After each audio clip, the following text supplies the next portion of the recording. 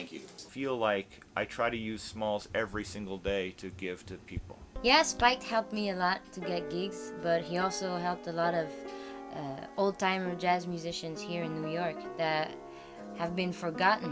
One of the first things we did with Smalls was we did a benefit for Dennis Irwin. Before he died, he was in the hospital for a long time and had some bills, and so we were one of the first places to really do like a grassroots organization of musicians who came together.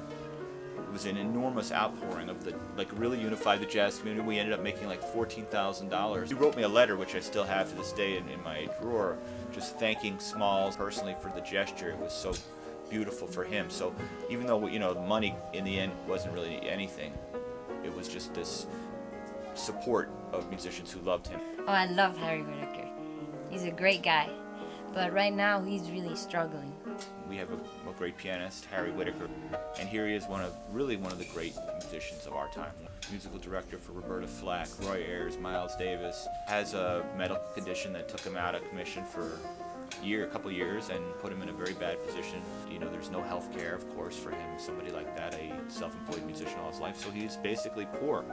So obviously he's got a lot of bills and he has not been able to take care of himself. If I was a millionaire, I would just write Harry a check for $100,000 and buy him an apartment, and, you know, that would be that. But I don't have that. But I do have like a place where I can say, hey, let's all get together, play some music. They're giving up their income. They're giving up.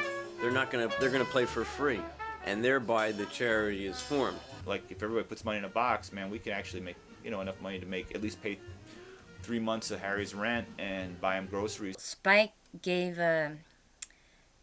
got money together to get a grave for James P. Johnson. People don't realize that he's the floor that everyone's walking on, you know, when it comes to jazz.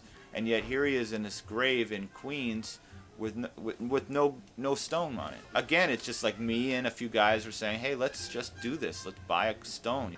We decided to make an awareness of his work and his life. When I first came here on the scene, I didn't know anybody, and I met Spike at school, and he invited me to Smalls and the jam sessions, and we started playing together. These guys are going to play like that. Yeah, in another 5 years, we'll probably be the guys on the scene that'll be like really making an impact. I feel that there's genius on the stage.